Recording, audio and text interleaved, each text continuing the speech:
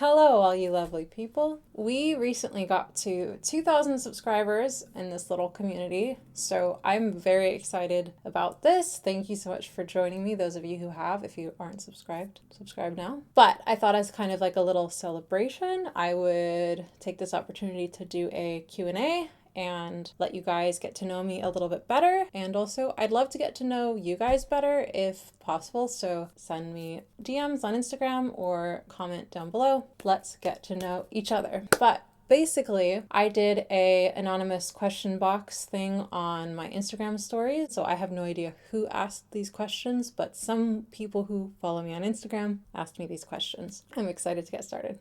So the first one is favorite musical artist, dead or alive? I'll give you guys 2 seconds to guess.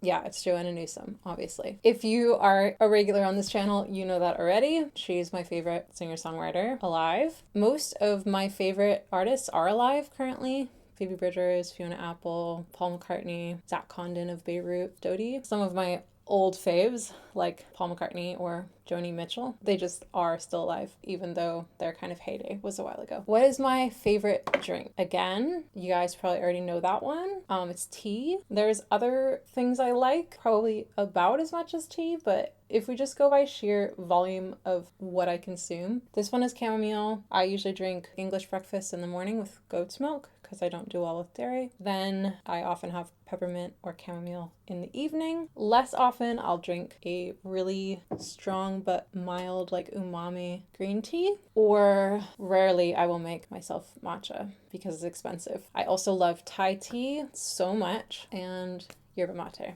If you know me, you know. Then this person asked, what inspired you to move to London? P.S. Your version of Elephant Gun is one of my favorite things. Thank you. That was really fun to make and it's very silly, so I'm glad you appreciate it. What inspired me to move to London is I wanted to do a master's degree in pop music. I wanted to do an industry-focused master's degree, and there are 1 or 2 in the US. It wasn't really like, oh, I want to move to London. It was just like, I want to go to this course, and it happens to be in London. And I've really enjoyed London, and I'm actually applying for another visa and trying to stay here now that my course is over. Someone asked, are you gonna get a tattoo? I have a tattoo. It's just a little heart. It's so basic, but I got this with Corwin, my partner, not quite a year ago. I love it. I've been wanting this tattoo since I was 11. I've always thought to myself, I don't want to get a tattoo unless I'm really sure, because my style changes every few years. I don't really want a tattoo that's I hate within a few years. Someone asked, do you have a favorite instrument? I don't know. I play piano the most often for the last 4 years or so. I used to be obsessed with banjo. I've been really enjoying playing bass in other people's bands this year, and I've never had a good relationship with guitar, but since I bought my Dan Electro, that green one you guys might have seen, I've kind of been more into writing on guitar. So I guess I don't really know if I have a favorite instrument, except it just always is rotating. I'll have one at the time and then it'll change again. You could say I've always loved singing, and I've never ever had a period where I didn't love singing. Someone said, what's your process for dealing with performance anxiety? I never had the worst stage fright or performance anxiety in general. Since I was 4, I've just loved being in front of people and performing. Usually it gets bad when I'm underprepared, and I know I am. So I try to avoid it by practicing leading up to stuff. In the last few years, I've had just a general issue with self-confidence, especially in relationship to my creative work. Working on that general question outside of performance has helped me. Whatever your performance anxiety is from, then you can work on that problem. But if you don't really know what's causing it, I think it's a lot harder to solve. My performance anxiety has gotten a lot better as I've worked on kind of just my relationship to my work in general. My main advice, if I had to give advice to somebody else, would be try to just focus on your experience. It sounds a bit cheesy, but that is genuinely the best thing to do, I think, when you're on stage. Someone asked, what is your creative process like? That's a really broad question. Do you mean about writing songs or recording songs or making social media content? If I focus on kind of the overview of me as a creative person and my output, I would say there's a few characteristics I can identify about my creative process, and some of those things are I make things when I'm alone and bored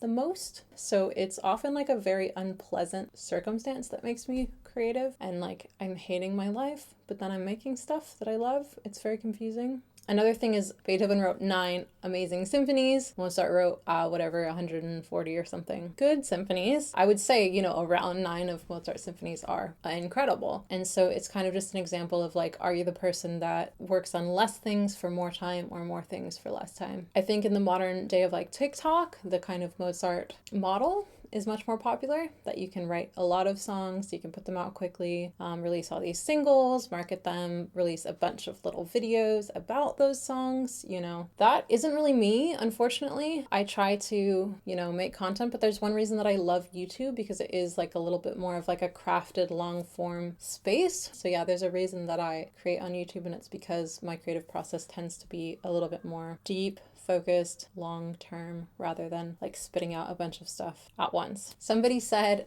new album when, and then the prayer hands emoji, which is very touching to me. I am currently working on 5 or 6 songs, even possibly more. I don't really know the timeline for them. I keep kind of hitting roadblocks because, as you may know, my songs are all like super heavy and personal topics, but they're at a point now where I'm like showing friends and asking for feedback. They're recorded, they are mixed to a certain extent, they're arranged to a certain extent, and I'm really happy with them so far, so I'm really excited to share them when they're ready. That won't be an album per se, it will be an EP or singles, but we'll see. We'll see. Either way, I'm so excited, and this has been a long time in the making already. Can't wait to share. Get hyped. Hype me up when they're out. Pre-save everything. You know what to do.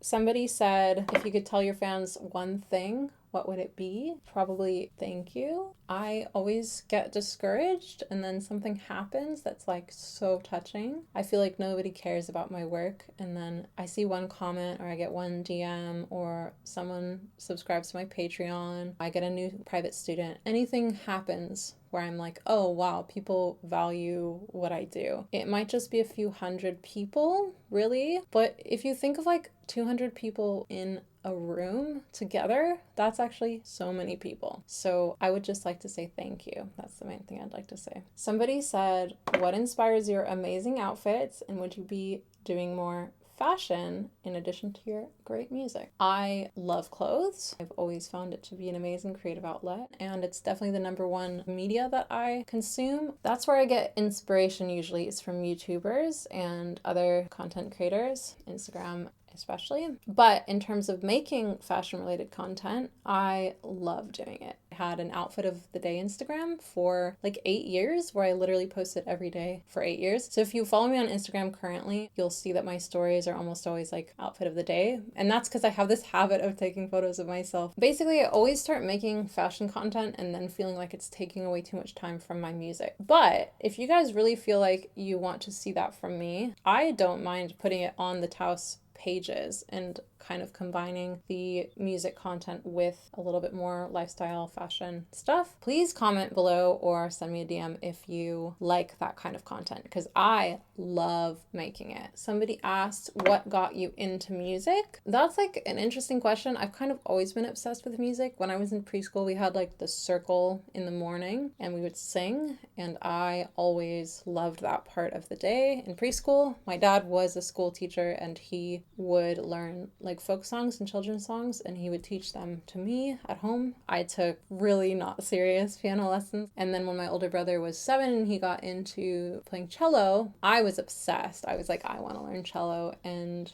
then my parents bought me a cardboard violin, so I would walk around playing this cardboard violin and moving my arm and then like singing. And then after I broke that, because I played it so much, my parents bought me an actual violin and got me lessons. I started writing songs when I was 11, and then started playing guitar when I was in 8th grade. Kind of the next year ukulele, the next year banjo, and then the next year got back into piano. That's kind of my journey. Nothing got me into music. There were some moments where like I understood the legitimacy of it as a career. I think like Hayley Williams was one person that, like watching Paramore. But yeah, the short answer is folk music and community. Friends I knew who played music and my family got me into music. Somebody asked, what do you feel is the best song you've ever released and why? I'm not going to talk about YouTube because that's not really a release to me. That's just like sharing my progress with you guys. So we're talking about Change then, because that's the only thing I've released. And I'm actually going to take that down, by the way, soon. And I'll leave it on Bandcamp, but I'm going to take it off of Spotify and Apple Music and stuff. Anyway, I think This Is Love is probably the one I'm still the most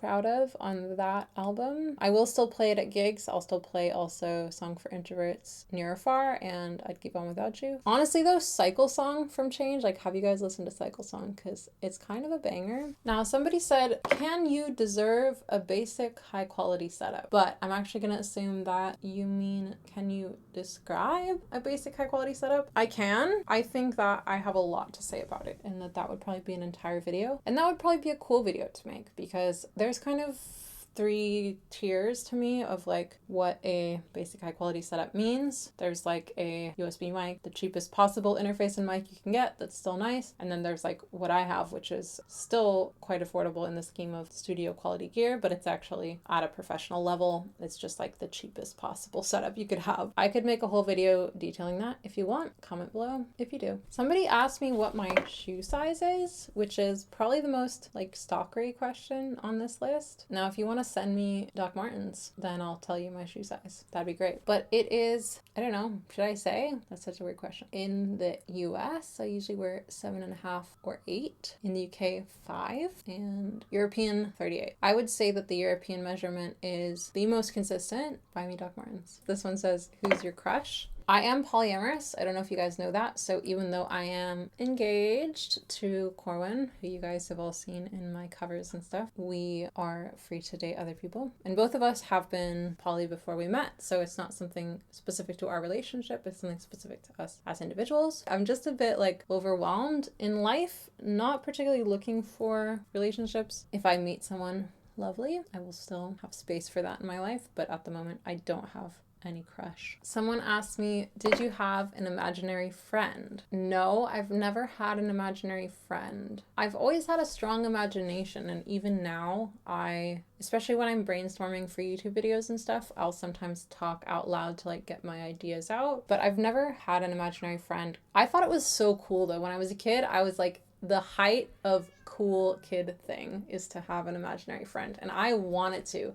I like tried to make one up and like tried to manifest it in my head, but I just didn't, like, I couldn't get behind it. I don't know how to describe it. I remember when I was a kid, I like lied to my friends and told them that I had an imaginary friend because I wanted to seem cool. But I played with dolls a lot. I really have always loved toys that you could tell stories with and that had like emotion behind them, but I've never had an imaginary friend. Somebody asked, what's the weirdest thing I've ever eaten? I have to say, as somebody with about 50 food allergies, I've eaten some really weird stuff. Probably my everyday diet is super weird to most people. Especially when I cook, the amount of things I'm substituting, like, it looks normal, but if you actually look at the ingredients I'm using, every single one is like a substitute. I have to say, I don't really know if my radar for what normal food is like very good anymore. Somebody said, OnlyFans, ? That is quite a intense sort of question. I really support sex workers, and I think there's absolutely nothing wrong with having an OnlyFans. I actually am like sick. I wish that I had the emotional wherewithal for that. I don't really enjoy like documenting my sexuality very much. I have a very strenuous relationship with enjoying it, which has been hard earned. I feel like if I did sex work of any kind, it would probably ruin my relationship with it again. You hopefully can be content with me sometimes posting saucy selfies on my Instagram story. Sorry. And the last question is, are you straight? The answer should be very obvious because I am engaged to a non-binary person. I identify as bisexual since I was 13, when a very pretty girl kissed me on the cheek at the Renaissance Fair, and I blushed, and I was like, oh dang, that is a feeling that I can have. I have had relationships and crushes on and sex with men and women and non-binary people and trans people of different sorts. Lots of people are hot and lots of people are sweet. I've definitely dated more men than any other gender, and I think that is like compulsory heterosexuality vibes. As now I've been engaged and we're talking about our wedding, I realize how much compet stuff is in my head and how much I kind of assumed I would marry a man, even though I am bisexual and I've known that since I was like hit puberty. So it's weird. This is not my content creation area, but if you don't know about compulsory heterosexuality, you should probably watch some videos about that because it's a doozy and it really has affected me. So that's all, folks. I hope you enjoyed this video. Please share something about you in the comments if you want, and we can get to know each other. I hope you stick around and check out everything that I'm up to and my releases that I'm gonna work on. All right, see you guys next time. Bye.